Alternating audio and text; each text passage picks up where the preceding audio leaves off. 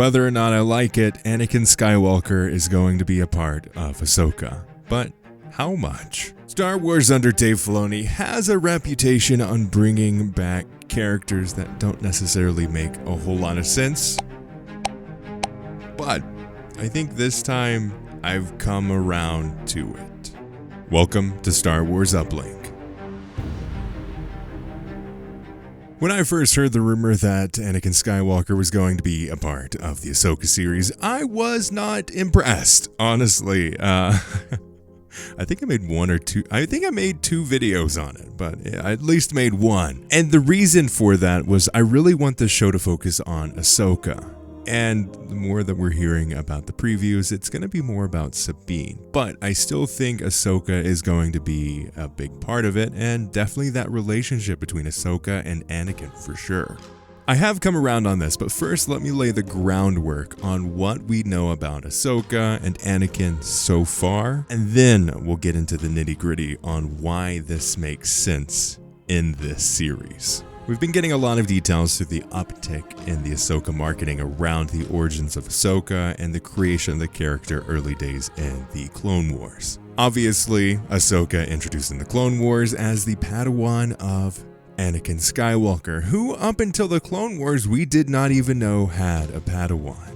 And we eventually see a lot of the Clone Wars through not Anakin's perspective exclusively, not Obi-Wan's perspective exclusively, but Ahsoka's as well. Ahsoka becomes a key part of the franchise and is a creation of Dave Filoni, and now we're going to see an even deeper dive into that relationship. I think the really interesting thing about Ahsoka and Anakin's relationship is the range it has. We see the Padawan eventually rise through the ranks in the Clone Wars, and then she eventually decides to leave the Jedi Order, and that's kind of like the final thing that we see about Ahsoka, because she doesn't really continue on to Revenge of the Sith. She goes on her own path, and we don't see her story again until we go to Rebels. And then we get to Rebels, and this is where things really start to pick up when we look at Ahsoka as a character and her relationship with Anakin. Ahsoka in Rebels does not find out that Darth Vader is Anakin Skywalker until pretty deep into the series, where she literally slices through Darth Vader's mask and reveals Anakin's face. And that is huge. This is something that I don't think gets talked about a lot in Star Wars, is the whole identity of Darth Vader being Anakin Skywalker is not a thing. Nobody knows this. It's very secretive, and Palpatine likes it to stay that way. So obviously Ahsoka is really shook up about the whole discovery of her former master being a genocidal killing machine.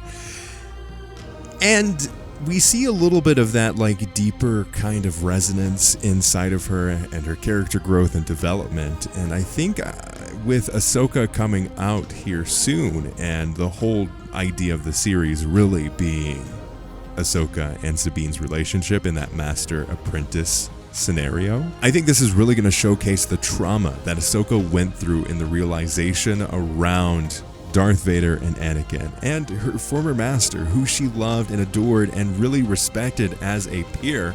That has affected her relationship with Sabine as well as the rest of the crew. So the fact that she is going back and going to train Sabine and going to work with her on that, in terms of the previews that people have been saying, this definitely feels like a mix of original trilogy and live action Rebels. On the Rebels side, I've seen a few people say, yes, it feels like Rebels, but live action in both good ways and bad ways. So I'll be interested to see what that actually looks like when the show comes out. But the whole idea of the trauma of Ahsoka and Anakin, and then Ahsoka and Anakin, to now Ahsoka and Sabine, I think that's going to be very fascinating as a character study to see where they go. So now let's talk about Anakin. Anakin as a character, we have not seen since the death of Darth Vader. We haven't seen Anakin's ghost or anything like that in this era.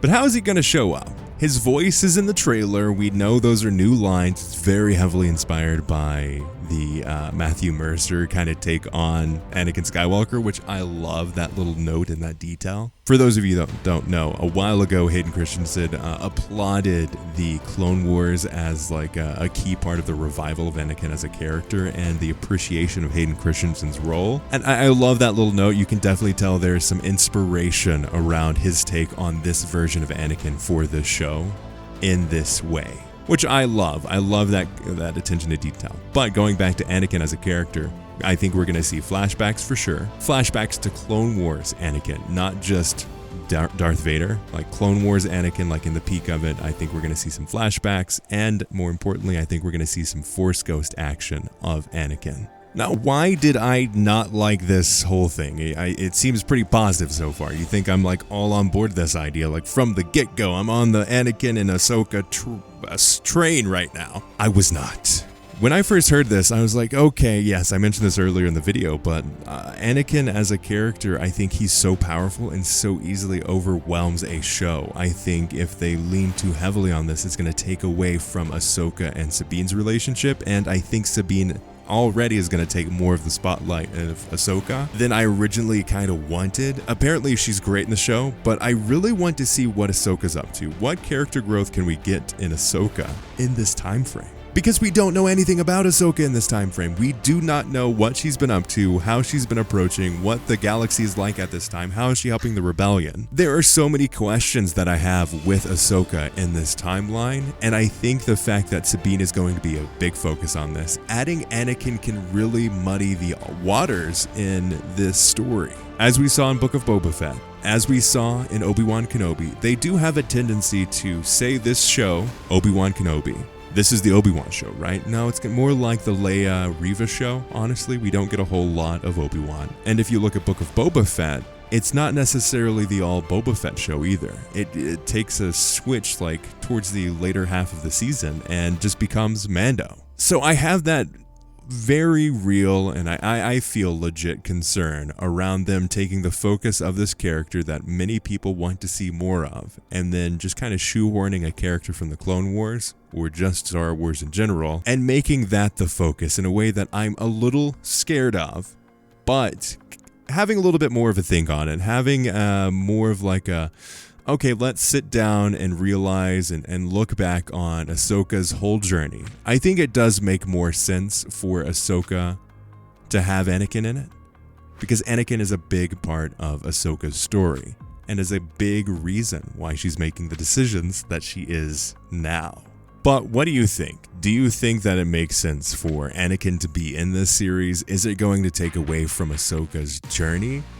I really am concerned and I'm really interested, but I also think that he kind of needs to be in there. And hopefully they do handle it well, and hopefully they do handle it with class, and we get a good story out of it. And honestly, I just want to see more Ahsoka. I want to see what she's doing in this time frame because it's a really unique situation. She's going to probably span all three of the trilogies in a way that we've never seen any character do before. So I think that could be fun. Let me know your thoughts in the comments below, and as always, hey, check out our podcast, and may the Force be with you.